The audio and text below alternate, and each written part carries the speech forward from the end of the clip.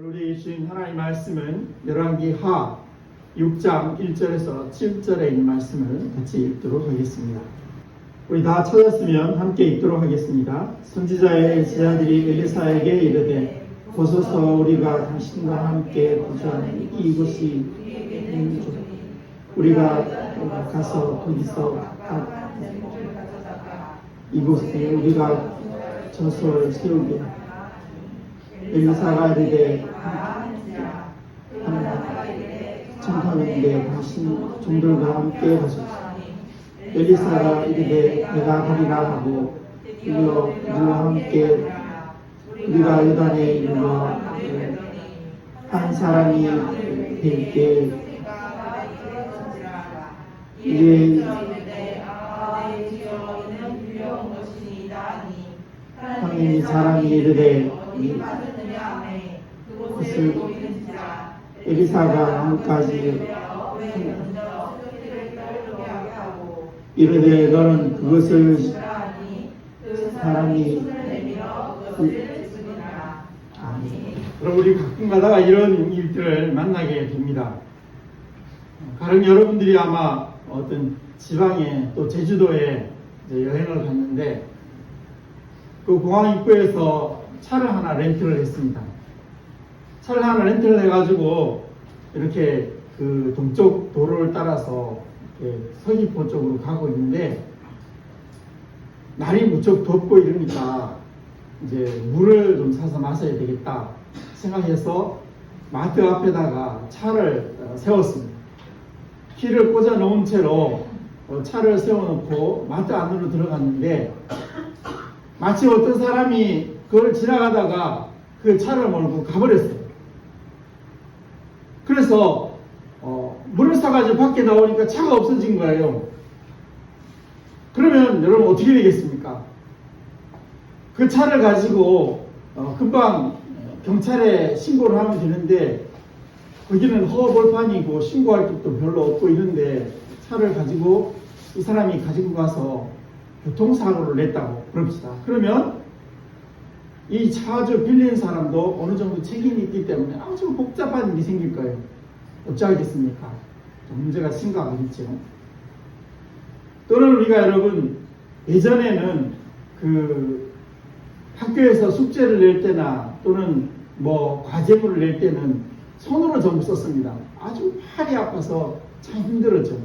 그러다가 타자기가 이렇게 나왔습니다. 물론 타자기는 오래전부터 나왔는데 뭐 우리 같은 사람은 타자기를 이제 대하기 어려웠다가 나중에 타자기가 나왔는데 예전에 이제 공병우식 타자기, 타자기에서 타자기를 쳐가지고 이제 거기 하면은 멋졌죠. 이제 거기다 잉크를 또 갈아 넣어야 되는데 그 시대가 지나고 나서는 워드 프로세스라는 게 나왔습니다. 근데 워드 프로세스는 정말로 비쌌습니다. 근데 그거 가지고는 뭐 하기가 참 어려웠는데 그러고 나서 이제 컴퓨터가 나왔는데 이 워드 프로세스를 참 그때 귀한 건데 어떤 사람이 빌렸어요. 그때 그 처음 나왔을 때는 하여튼 뭐 200만 원 넘었던 것 같아요. 200만 원, 300만 원 정도 될 때 굉장히 비쌌습니다. 근데 그거는 이제 한번 해가지고는 복사를 못하고 복사집에 가서 맡겨야 돼요. 5장. 한 번밖에 못하는 건데 그것도 이렇게 비쌌어요. 근데 여러분 이제 워드 프로세스를 하나 이렇게 빌렸는데 내가 도서관에 가서 이렇게 숙제를 하다가 화장실에 갔다 오니까 없어졌어요. 근데 그때는 그 워드 프로세스 같은 걸 가져가면 못 찾아요. 뭐 아무런 예방책이 없어요. 보험도 없었고 아무도 없어요. 잊어버려. 그러면 이제 물어줘야 되는데 똑같은 기종이 있으면 내가 뭐 그 감수하고 물어주면 되는데 똑같은 기종이 없어요. 그러면 이제 큰일 난 거죠. 그 사람이 그 물건을 가지고 오라 그랬을 때 어떻게 하겠습니까? 방법이 없는데. 우리 살아가면서 이렇게 이런 경우를 참 허다하게 많이 발견할 수 있습니다. 오늘은 이 엘리사 선지자의 그 선지학교, 예전 성경에는 생도 이렇게 말했는데 요즘은 이제 그 제자 이렇게 바뀌어서 설명하고 있으면 뭐 제자나 생도나 같은 의미라고 보면 되겠습니다. 이 선지자 학교에 지금으로 말하면 아마 신학교라고 보면 되겠습니다. 그 학교에서 일어났던 쇠도끼 분실 사건, 그것에 대해서 한번 나누면서 은혜를 나누려고 합니다. 쇠도끼를 잃어버린 것, 그리고 그 쇠도끼를 다시 찾은 방법, 그거를 우리가 우리의 삶 속에서 잃어버렸던 것들을 다시 찾는 그런 이야기를 함께 해보겠습니다. 먼저 이 쇠도끼를 잃어버렸습니다. 이 제자들과 또 엘리사 선지자가 함께 일하다가 쇠도끼를 잃어버렸다 하는 것을 우리가 먼저 한번 생각을 해보면, 이 본문 가운데 있는 그 쇠도끼를 잃어버린 사건은 선지자 학교가 이렇게 있었는데, 그 선지자 학교에 너무 그 숙사가 좁았어요. 그래서 한 방에 뭐 사람이 너무 적게 들어가서 사는데 비좁아서 견딜 수가 없어요. 그래서 이제 이 비좁은 선지자 학교를 증축을 하게 됐는데, 그때 당시에 이제 증축은 나무를 베어다가 그래서 이제 그 달아내어서 집을 좀 더 방을 크게 넣어서 사람들이 이렇게 할 수 있도록, 그게 이제 증축을 하려고 하니까, 그래서 이 엘리사 선지자에게 교장 선생님이겠죠, 말하자면. 이제 우리 너무 좁아서 안 되니까 증축을 하려고 그러는데, 우리가 살고 있는 여기에서는 나무가 없어서 증축이 안 되고, 요단강 가에 가면 그 강가에는 나무들이 무성하니까 골목을 해다가 그걸 잘라가지고 증축을 하겠습니다. 그러니까 이 증축을 하는데 우리만 가지 말고 교장 선생님도 함께 갔으면 좋겠습니다. 그래서 이제 함께 거기에 가게 됐어요. 가서 나무를 벌목을 하려고 이렇게 했는데 보니까 벌목 도구가 없잖아요. 근데 마침 그 옆에 마을에 어떤 생도가 가서 마을 사람들에게 우리가 이게 그 증축을 하려고 하는데 나무를 베야 되는데 뭐 도구가 없으니까 그 도구를 좀 빌려주기를 바랍니다 하고 이렇게 말을 했더니만, 그 마을 전체를 통틀어서 이 쇠도끼가 하나밖에 없는 거예요. 굉장히 귀한 겁니다. 우리로 말하면 요즘은 뭐 톱이 있거나 아니면 전동 톱이 있거나 이런 걸로, 아니면 체인톱 가지고 하면 금방 썰겠지만 그때 당시에는 그게 없었습니다. 철기 문화가 잘 발달되지 않았던 그때 당시에는 이 쇠도끼 하나도 그 마을에서 하나밖에 없는 거예요. 굉장히 귀한 것이죠. 그래서 그 쇠도끼 주인이 이거 잃어버리면 안 됩니다. 이거 잃어버리면 큰일 납니다. 이 마을에서 이거 유의한 겁니다 하고 이 신신당부하고 빌려줬어요. 근데 여러분, 도끼라는 것은 그냥 그 쇠 덩치 그것만 가지고는 쓸 수가 없잖아요. 거기다가 자루를 해서 넣어야 됩니다. 이런 낫도 그렇고 도끼도 그렇고 호미도 그렇고 모든 것들은 이렇게 나무로 끼워 넣어야 됩니다. 나무를 이제 끼워 넣는데, 특별히 도끼는 그 고정하는 것이 핀이 없어서 굉장히 힘들고 어렵습니다. 요새는 일체감이 있는 도끼도 나왔더라고요. 그냥 쇠로 똑같이 만들어가지고 빠질 엄두도 없고 그런 도끼가 있는데, 그때 당시에는 나무를 이렇게 만들어서 끼워 넣어야 되는데 굉장히 그 빠지기 쉬운 거죠.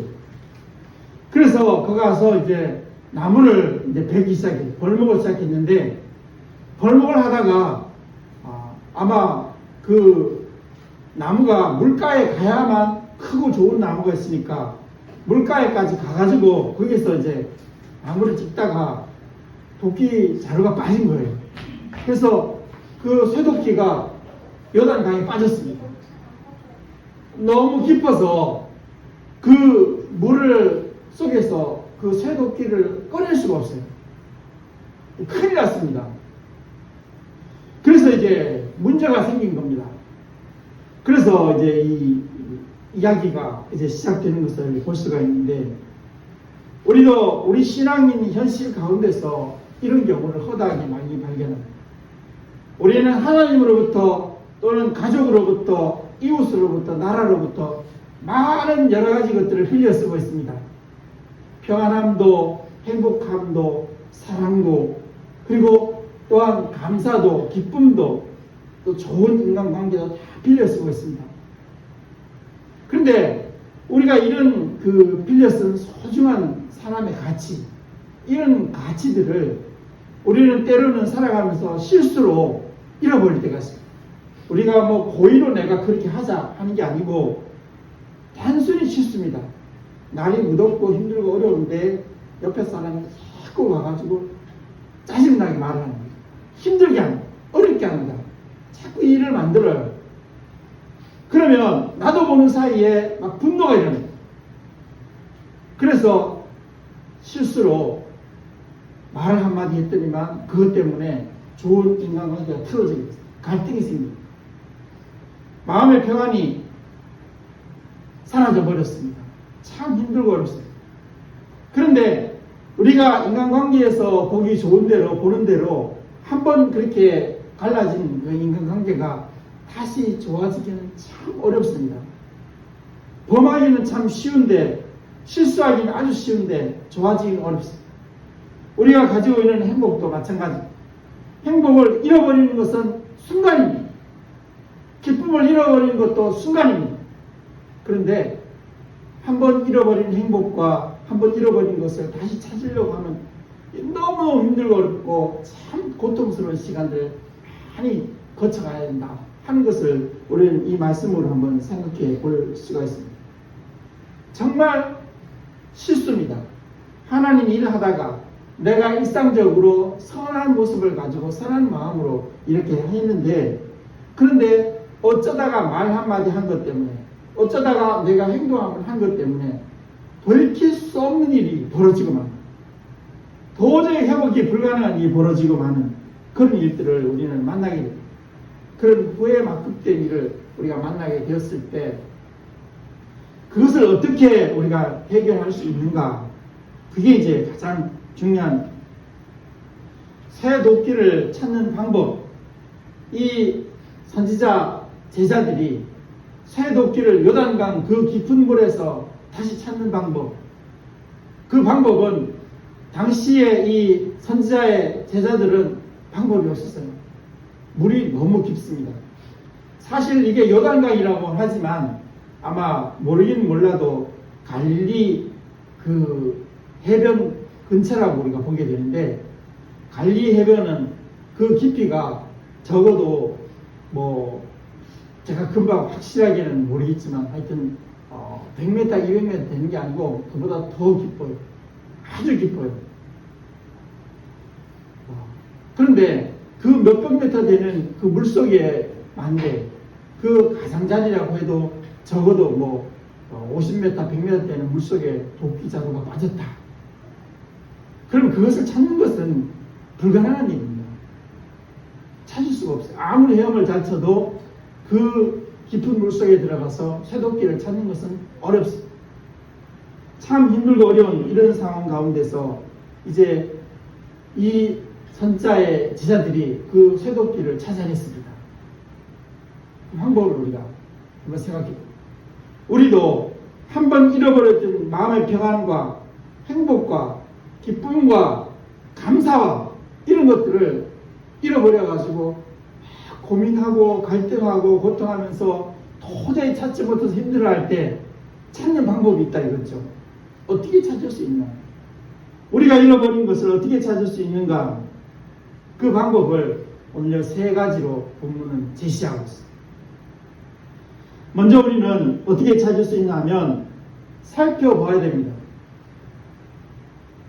본문에는 그 도끼 쇳덩이가 떨어진 그곳을 잘 살펴보아야 거기가 어디냐, 어디인 걸 알아야.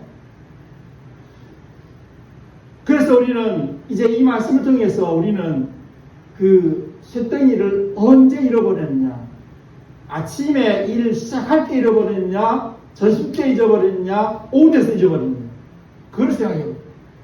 어디에서 잊어버렸냐? 이쪽 좌측, 오른쪽 아니면 중앙, 물이 깊은데 물이 얕은데 어디에서 잊어버렸냐? 그거 살펴. 왜 잊어버렸는가 생각해 볼 필요가 있습니다. 아마 이 선지지 학교의 이 생도가 그 도끼를 물속에 빠지게 된 것은 아마 그 자루를 제대로 안 끼워 넣었든지 아니면 그 자루채 그대로 물속에 들어갔다고 하면 아마 이 벌목을 하면서 딴 생각을 했든지 그랬던 거죠.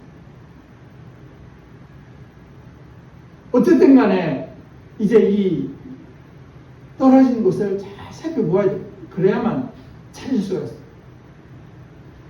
우리도 우리 현실 가운데서 우리가 잃어버린 가장 소중한 가치들을 찾으려고 하면 내가 언제 그걸 잊어버렸는가 그걸 잘 생각해 봐야 됩니다. 언제부터 왜 잊어버리게 되었는가, 내가 도대체 실수한 것이 무엇인가, 그걸 한번 생각해 볼 필요가 있습니다. 원인을 찾아야 됩니다. 원인을 잘 파악해야만 우리는 그것을 찾아낼 수가 있어요. 잃어버린 것을 다시 찾아낼 수가 있어요. 우리가 아무리 좋은 의도로 산다고 해도, 우리가 신앙으로 산다고 해도 무지막지하게 찾을 수는 없습니다. 그냥 허허벌판 그 강물 속에서 찾을 수는 없습니다. 어디쯤에 있는지는 알아요. 왜 잊어버리는가 알아요. 언제 잊어버리는가 알아요.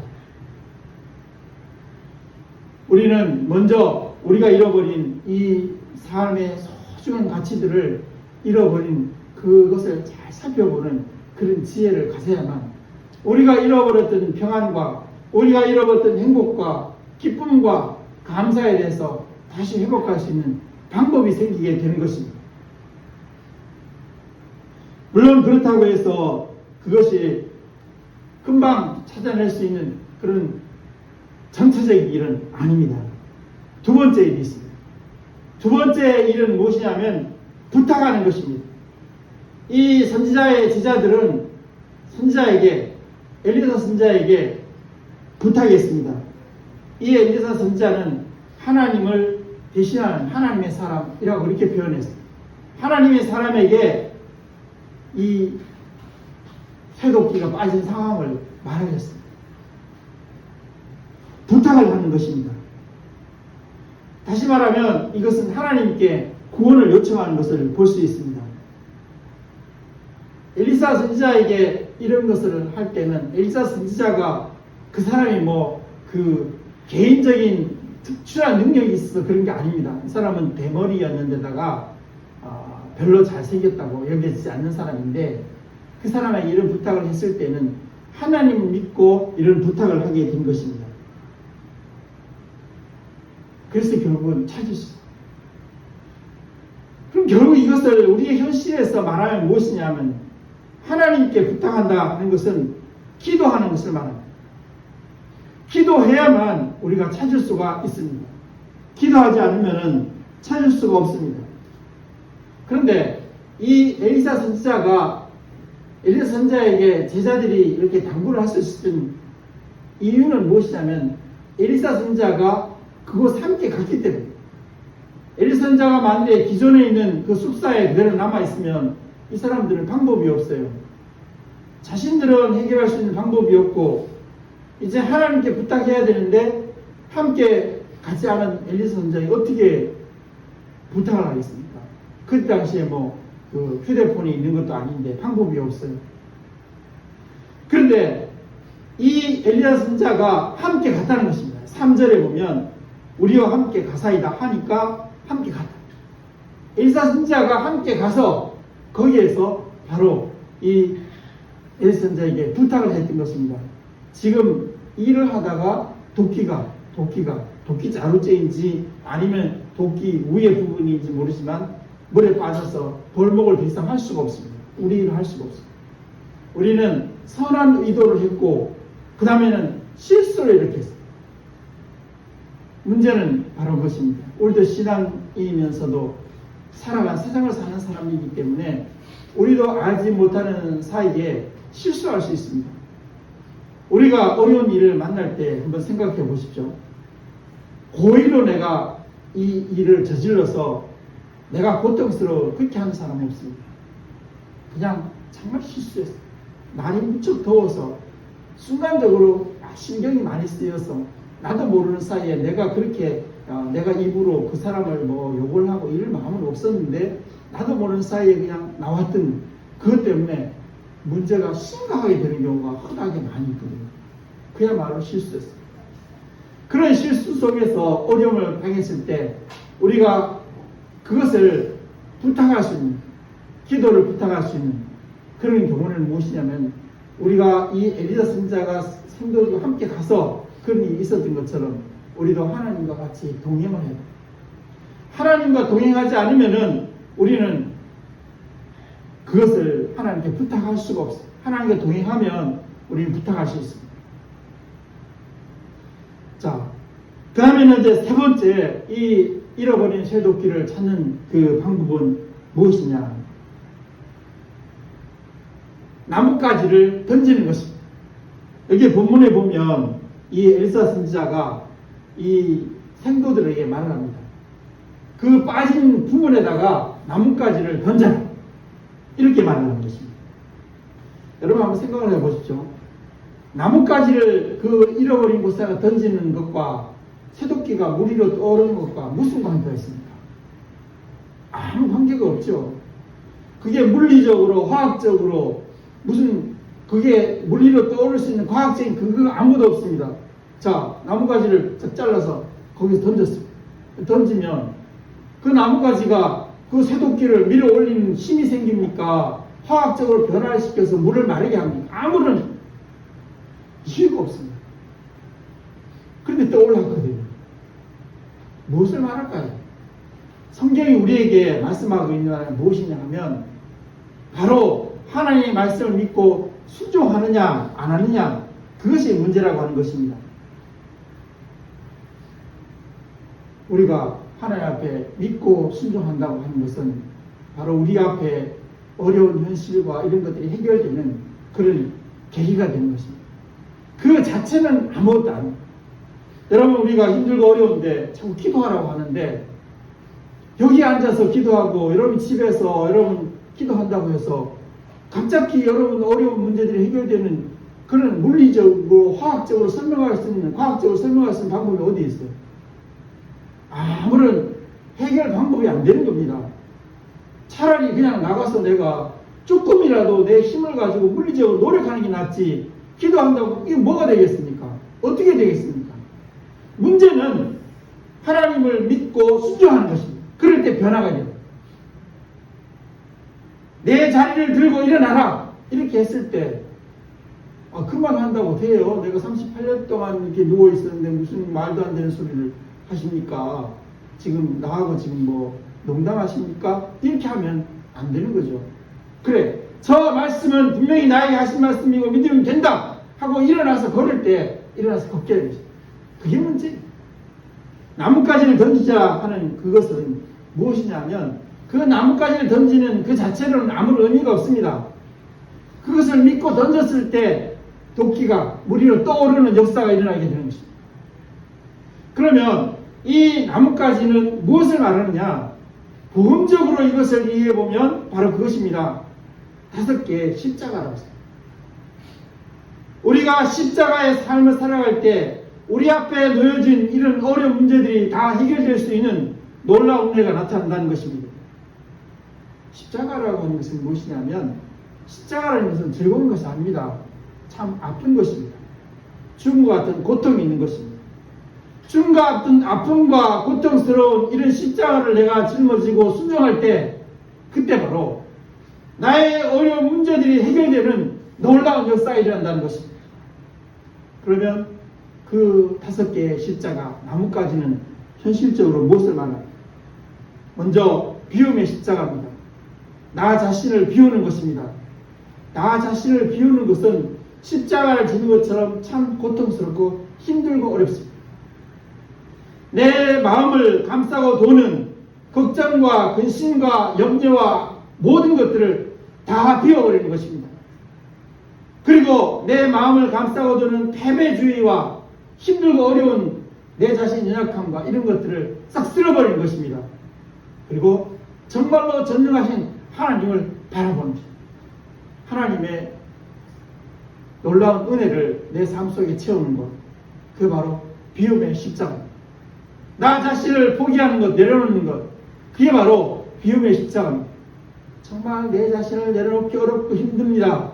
그러나 내가 내려놓을 때 주님께서 이 십자가를 통해서 나의 어려운 문제가 해결되도록 해주실 것이다 하는 것입니다.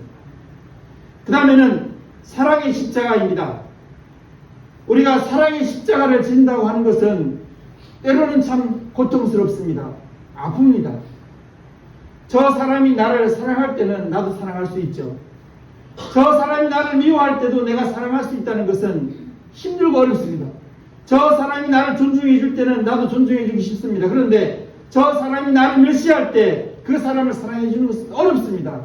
그러나 그 사랑의 십자가를 질 때 나의 어려운 문제가 해결될 수 있게 되는 것입니다. 순종할 때만.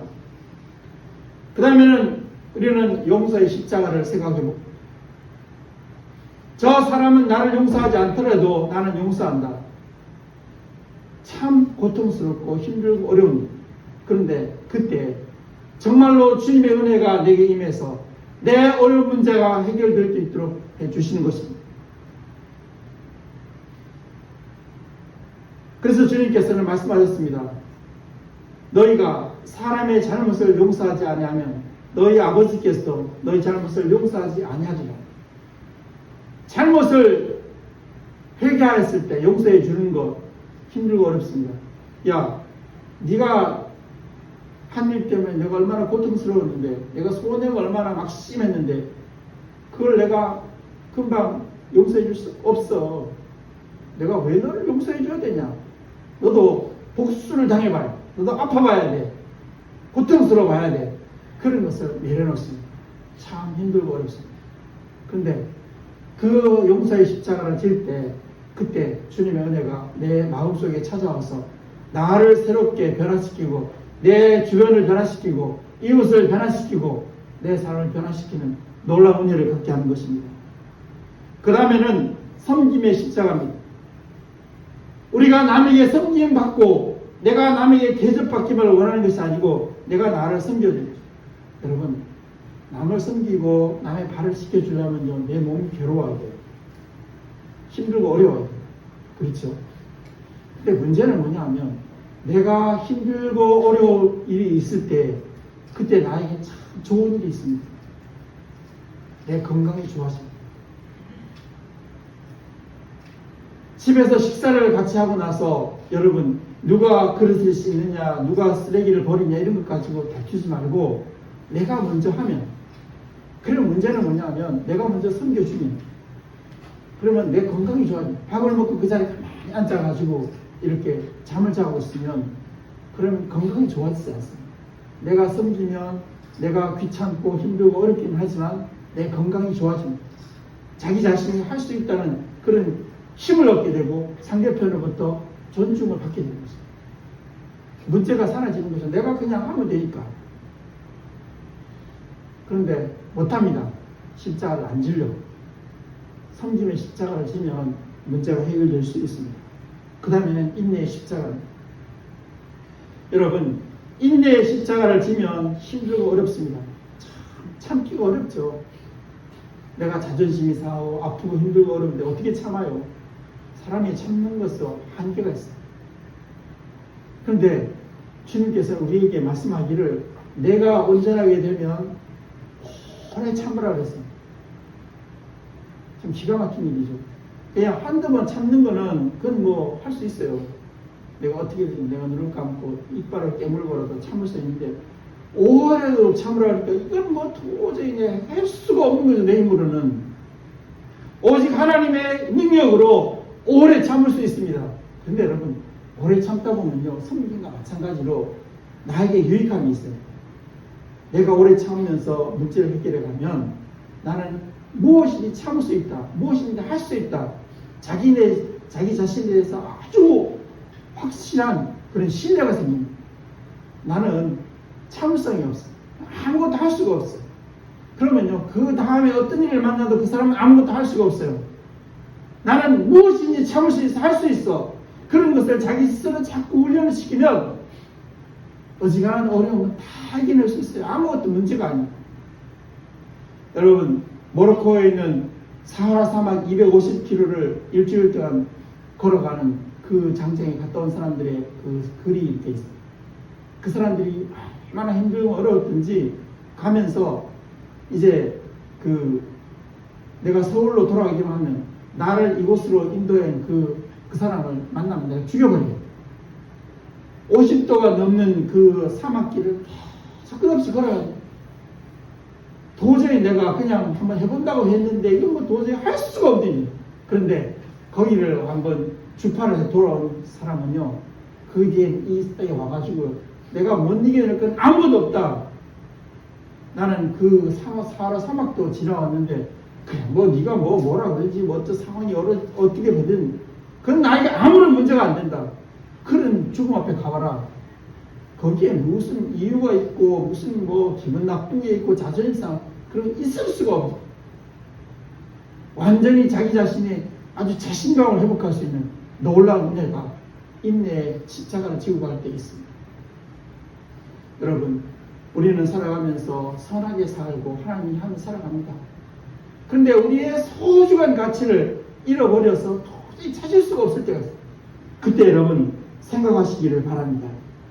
내가 잃어버린 이 가치를 잘 해결하기 위해서 내가 잃어버린 그 장소와 왜 잃어버렸는지, 그리고 어쩌다가 잃어버렸는지 잘 살펴보고, 그리고 하나님께 기도하면서, 그리고 5개의 십자가를 들 때 새도끼가 물 위로 떠오르면서 나의 어려운 문제 깰 때는 놀라운 역사가 일어나게 될 것입니다. 기도하겠습니다. 하나님 아버지, 이제 또한 엘리사 선지자의 생도들이 새도끼를 잃어버리고 망망해 있을 때 또한 그 주변을 잘 살피고 또한 기도를 부탁하고, 그리고 나뭇가지를 베어서 그 빠진 곳에 던졌을 때 새도끼가 떠오른 것처럼 우리의 잃어버린 가치들을 다시 회복하고 평안하고 행복하고 좋은 인간관계를 맺으며 기쁨과 감사로의 살기로 다짐하는 우리 모두에게 늘 함께 주시옵소서. 예수 그리스도 이름으로 기도하옵나이다.